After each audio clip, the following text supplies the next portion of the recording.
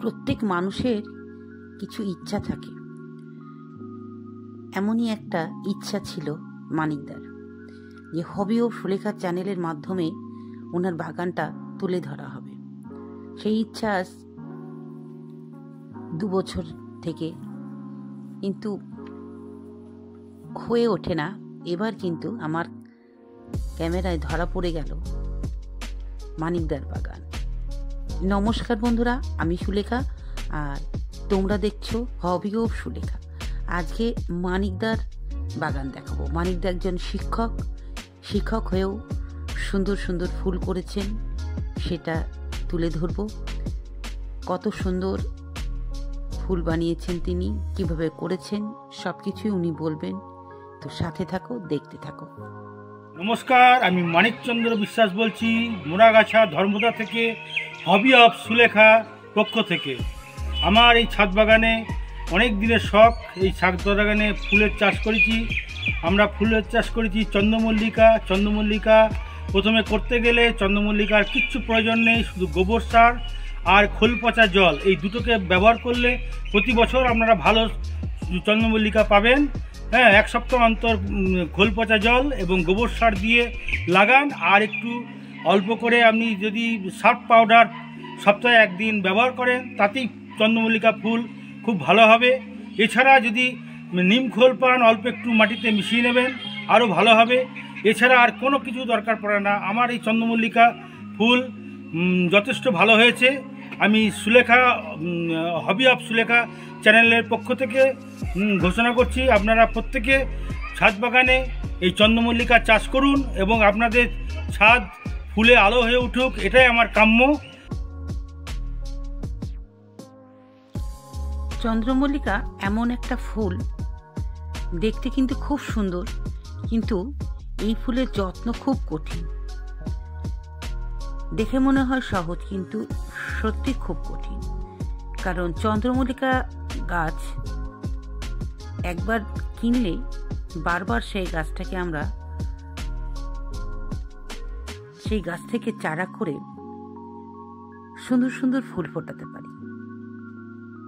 এই যে গাছগুলো দেখছো খুব সুন্দর, এই গাছ এবছর ফুল দিলে এই গাছ থেকে আবারও মার্চ এপ্রিল মাসে ছোট ছোট কাণ্ডগুলো কেটে চারা করে সেই চারা থেকে আবারও সামনেবার ফুল আনতে পারা যায়।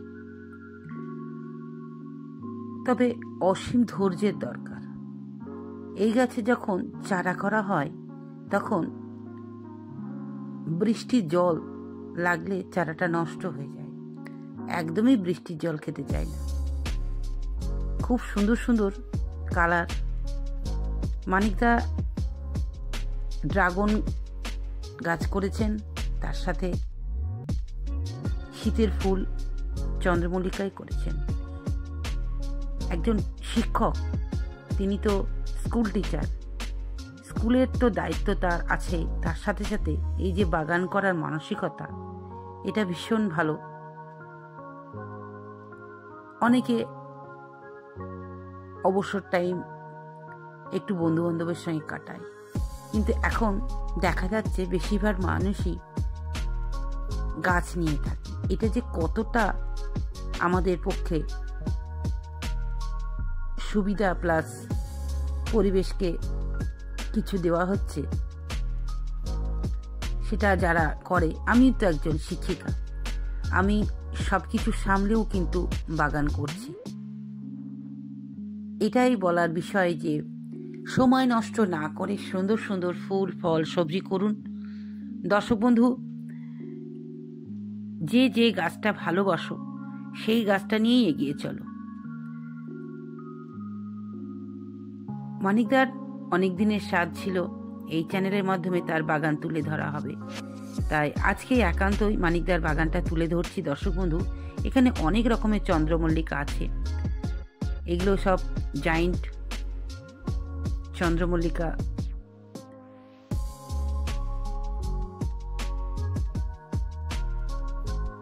কালারগুলো খুব সুন্দর, একদম ব্রাইট কালার। শুনলে তো উনি কিভাবে মাটি তৈরি করেছেন, কিভাবে খাবার দিচ্ছেন, কি দিচ্ছেন। এক একজন এক একভাবে চন্দ্রমল্লিকা করেন, কেউ ঘেঁষে করেন, কেউ মাটিতে করেন।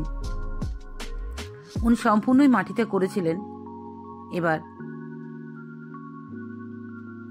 আর পিঞ্চিংও করেছেন যথেষ্ট, যার জন্য কি সুন্দর দেখো, বেশ সুন্দর সুন্দর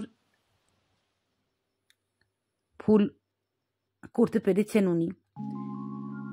এক কথায় চন্দ্রমল্লিকাটা করাটা বেশ ধৈর্যের দরকার। ভীষণই সুন্দর দেখো, white colour, yellow colour, brown colour, সব কালারের কিন্তু পিঙ্ক কালার ফুল আছে।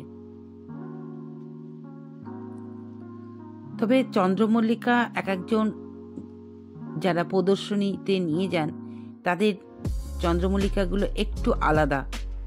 সাধারণ যে আমরা বাগানি, আমাদের চন্দ্রমল্লিকা তাদের চন্দ্রমল্লিকা অনেক অনেক পার্থক্য, কারণ আমরা আমাদের মতন তৈরি করি। দেখতে পাচ্ছ মানিকদা করেছেন এই যে শিক দিয়ে যে গোলাকৃতি করা, সেগুলো কিন্তু যারা প্রদর্শনীতে নিয়ে যান তারাই করে। দড়ি দিয়ে বেঁধে দিয়েছেন উনি, কারণ এই গাছের কাণ্ড ভীষণই নরম,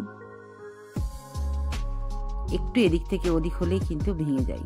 তাই দর্শক বন্ধু, এই গাছটা বেশ কঠিন করা, তাই যখনই একটু বড় হয় তখনই চারিদিকে একটু কাঠি দিয়ে সাপোর্ট করে নিচ দিয়ে বেঁধে দিতে হয়। সেটা তার দিয়ে দিলে সব থেকে ভালো হয়, যার জন্য আকৃতিটা দেখতে সুন্দর হয়, একদম গোলাকৃতি হয়। বিভিন্ন কালারের ফুল দেখছো এখানে, ভীষণই সুন্দর লাগছে, একদম বাগান আলো করে আছে।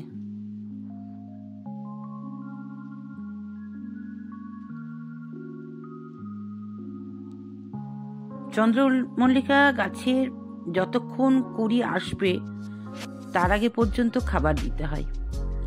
ফুল চলে আসলে কিন্তু আর খাবার দেওয়া যায় না। তার কারণ হচ্ছে, ফুল আসার পর যদি খাবার দেওয়া যায় তাহলে এই যে ফুলের যে একটা ব্রাইট উজ্জ্বল যে ভাব, সেটা নষ্ট হয়ে যায়। তাই দর্শক বন্ধু, যারা চন্দ্রমল্লিকা নতুন করতে চাইছো তারা পুরনো গাছগুলোকে বাঁচিয়ে রেখে সেখান থেকে ছোট্ট ছোট্ট কাণ্ডগুলোকে কেটে চারা করে তিল তিল করে মানুষ করো।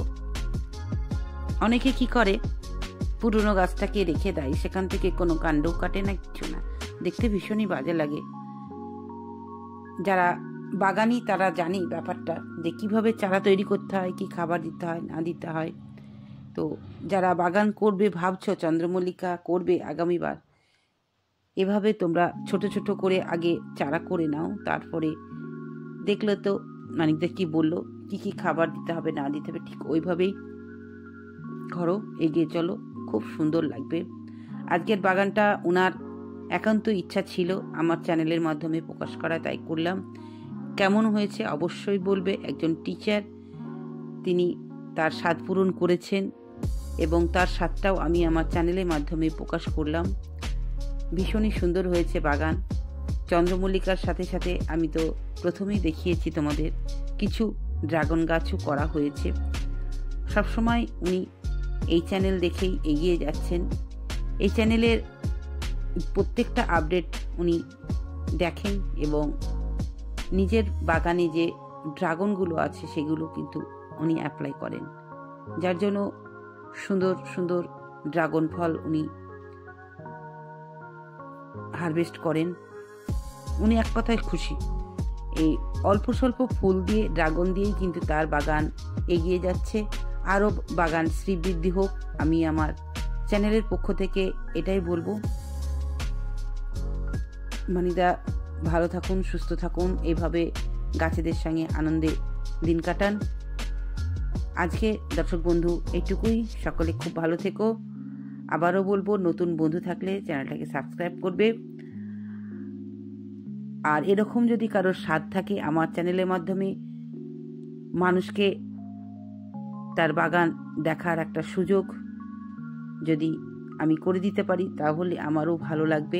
দর্শক বন্ধু, আমাদের ইচ্ছাটাই হচ্ছে প্রত্যেকের খুশিটাকে তুলে ধরা। তো আজকে আমি মানিকদার খুশিটাকে তুলে ধরলাম। অবশ্যই বলবে কেমন হয়েছে, গাছের ফুলগুলো কেমন লাগলো তোমাদের। আজকে আসি, সকলে ভালো থেকো, সুস্থ থেকো। আবারও বলবো সবুজের সাথে থেকো। টাটা।